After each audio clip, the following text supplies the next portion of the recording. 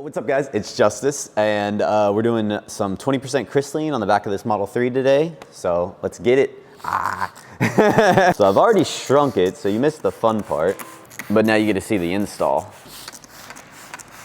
This may look like I'm just throwing this liner up, but I'm actually peeling it in a particular way so it doesn't like fold back up on top of itself, because if there is going to be any contaminants,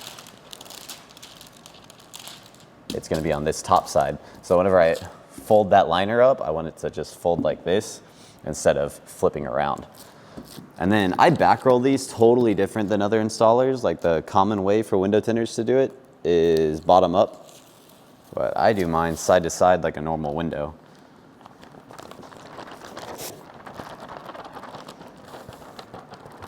And for anybody who has like installed the back window on a Model 3, this is like, this back area with the seats down and your legs in the trunk is like incredibly comfortable, and I don't know why. I could totally nap back here. Dude, I did a core day like 2 days ago and my abs are so sore right now. So this is what I talk about whenever I say I do mine differently. But this install, I don't know, I just have so much more control, I feel like, over the film doing it this way, because I have the rigidity of the roll on my right hand, and then I just slowly, you know, place it across like I do a regular window. I'd actually recommend any window tinter who does these to do it this way. But that's just me, because I never had any success doing the bottom up method. With a thinner film, it's more difficult, but we use crystalline. Crystalline's so thick that I rarely have an issue. And then when you peel it out, you gotta focus on the bottom of the liner coming off first. And then you're just doing like a down and out method on the pool. And it should come off with no issues.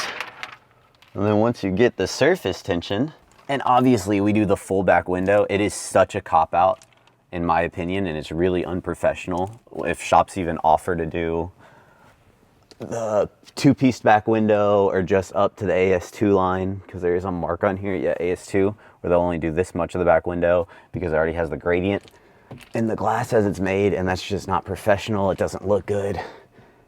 As a window tinter, we're here to do the entire window, cut out all the light. Just the truth of the matter. Poor Drew, our other installer, he had to learn from going from scratch on as a window tinter to being able to install these.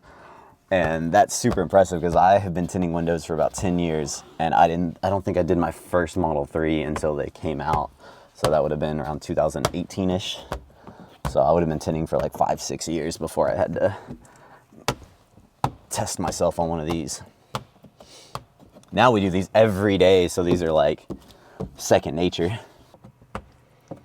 And I always squeegee out the bottom first, because normally on a window, your like rule of thumb when you're installing is to you squeeze the top edge first, because that's where the water and dirt is going to drain down from up above you because of gravity. But the important thing to me on these windows is this is the part that, well, you probably can't see me because the camera's outside, but that bottom half is the most visible point from the outside. So when you're walking by the car, if there's any contaminants down here, or creases or marks or anything, it's pretty obvious. The top darker area hides it from the exterior. It may look like I'm squeegeeing just willy-nilly whichever direction I want to go, but I'm actually doing a specific order.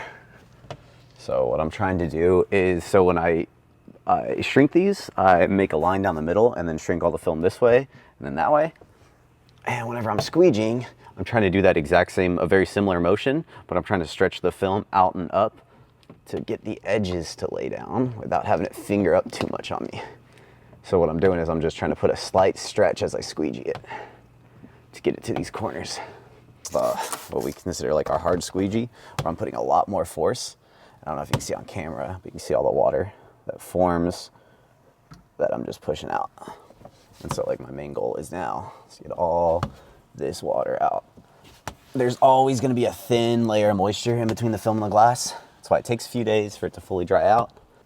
Model 3 back windows are notorious, especially the older Model 3s are notorious for what we call banana fingers or popcorn fingers. These little bubbles that'll actually form on the defroster lines.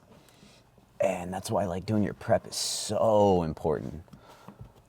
because like a good prep process prevents those from happening. And basically what it is these defroster lines are a little bit larger than your average car. So what they do is they'll suck air back down them anywhere where the film's not like adhering well.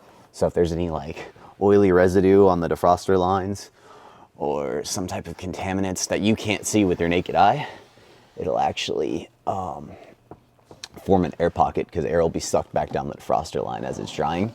And then wherever it's not fully dried, you'll have a little bubble form.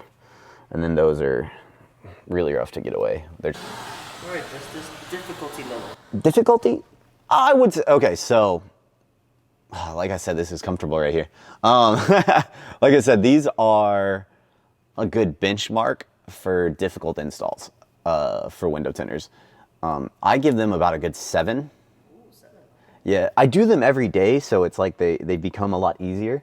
But like the first couple times I did these, I was like, what do I do? This window's so big, you know? So it's like now it's their second nature, and like in reality, I'd love to do these all day. Like I could, doesn't bother me at all. But I would say for somebody with no experience as a window tinter, just like on a level scale of window tint, this is a good 7. Yeah, that's it. And yeah, I'm pretty much done now too. So that is a beautiful, clean window. And then I just got to come back through in a little bit, make sure I don't have any fingers popping up, any touch-ups, any little bubbles, and then take the 3Ms off. And then that's it. So I'm gonna go ahead and take my little nap right here, and later, guys.